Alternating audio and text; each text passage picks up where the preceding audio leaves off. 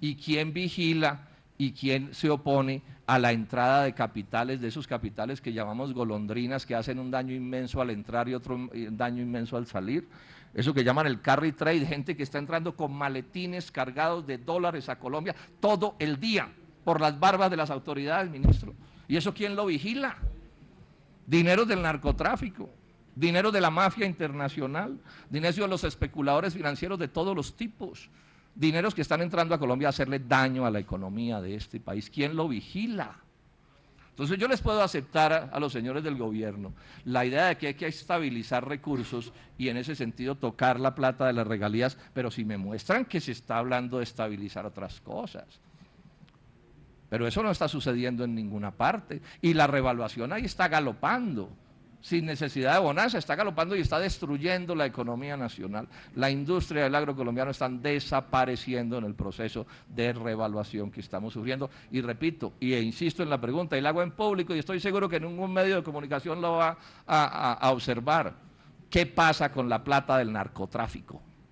¿Qué pasa con la plata del AMPA que entra a Colombia a rodos causando revaluación? ¿Dónde se lava esa plata? ¿Cuáles son los banqueros que se benefician de ese negocio? De este tema, ¿por qué no se habla? ¿Por qué no se habla? Porque claro, pegado de esto están los intereses de los especuladores extranjeros, que son los reyes de Colombia, y que no van a un país donde la plata no puede salir, entonces aquí no puede haber control de capitales. Y esa plata que está entrando nos hace un daño descomunal al entrar, y nos va a hacer un daño peor al salir, porque que sale, sale. Que sale, sale, porque aquí no se toman medidas que sí se toman en otros países. Vuelvo y repito, ¿por qué el gobierno nacional, el anterior y este, tiene una actitud de alcahuetería con la plata del narcotráfico? Insisto en la pregunta. Y esto tiene este fondo, además del fondo pues de ahorro, es que aquí estamos hablando de ahorrar plata de los pobres de Colombia.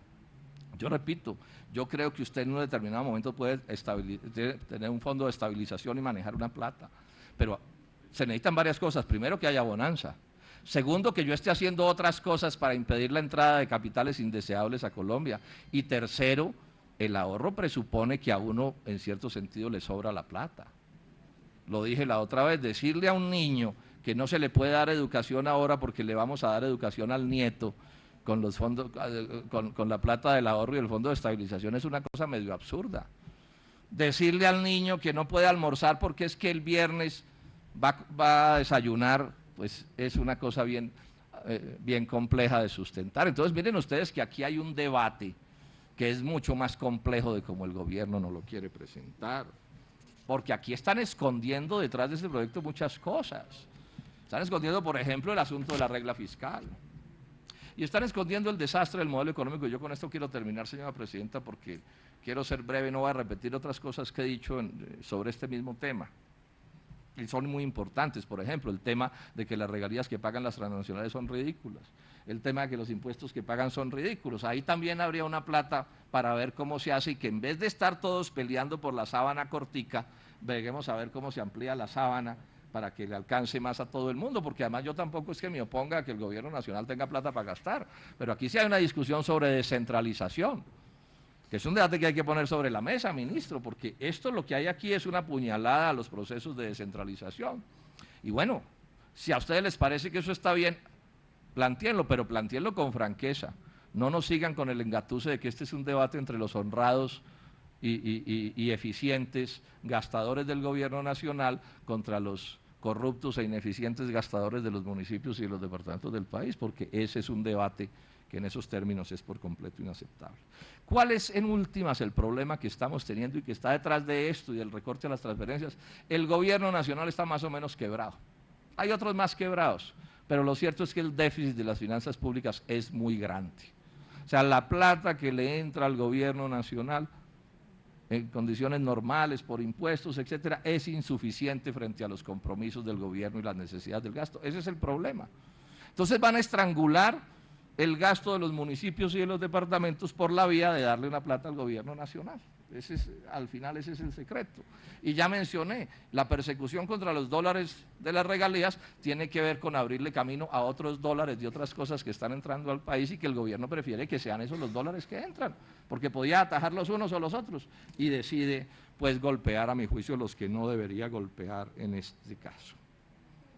Pero además yo les quiero llamar la atención a esto a los colombianos. Es que llevamos 20 años en la misma política económica. Algunos llamamos del neoliberalismo, del libre comercio, el consenso de Washington, el nombre no importa. Y estamos llegando al punto en que quedamos en la plata. No alcanzan los recursos del gobierno nacional, pero estos gobiernos se gastaron dentro de este modelo todos los ahorros de la nación. Esto es una cuenta que habrá que hacer, senadora Piedad Córdoba. ¿Qué se hizo? La plata de las privatizaciones de las empresas de servicios públicos, del sector financiero del Estado, de los negocios de las mineras que eran en las que el Estado colombiano era socio. ¿Qué pasó con la plata de Telecom? ¿Qué pasó con la plata de los puertos?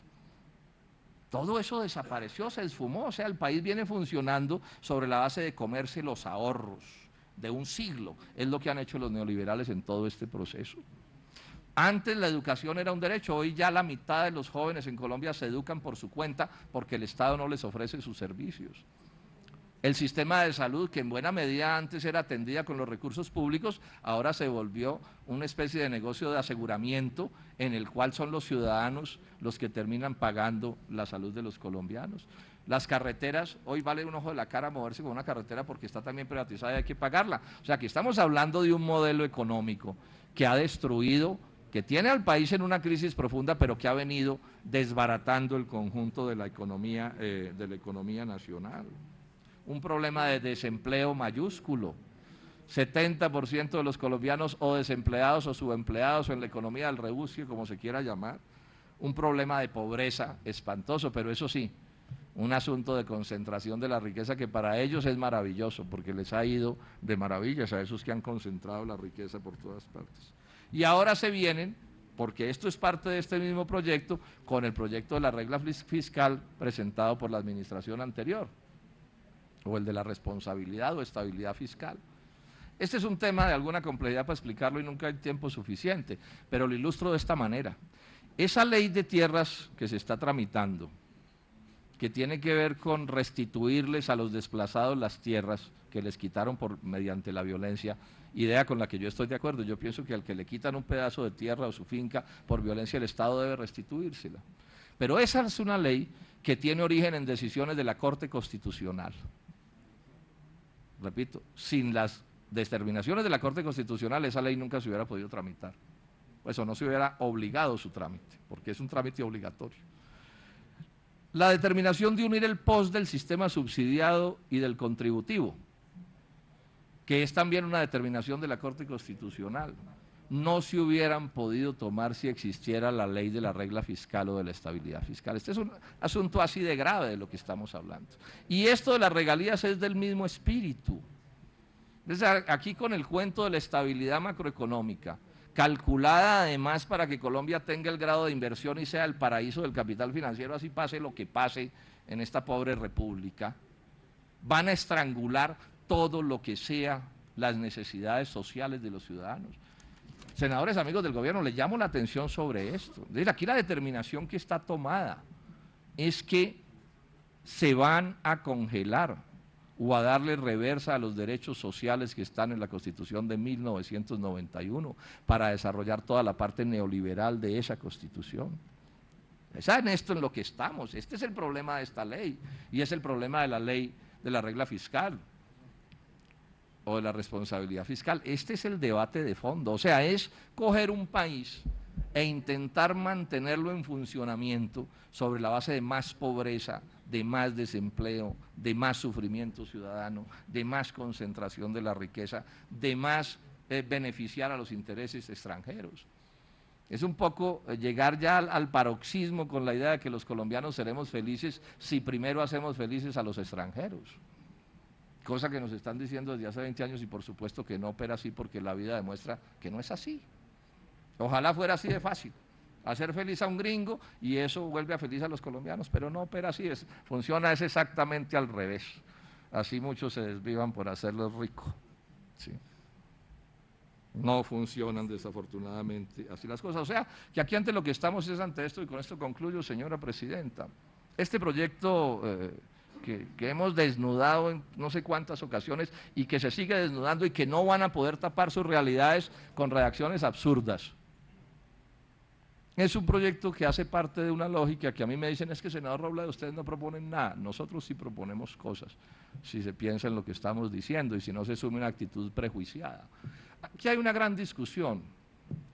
O se salva el modelo neoliberal del libre comercio, del Fondo Monetario Internacional, o se salva Colombia. Esa es la disyuntiva en la que hemos sido puestos. ¿Qué se va a salvar?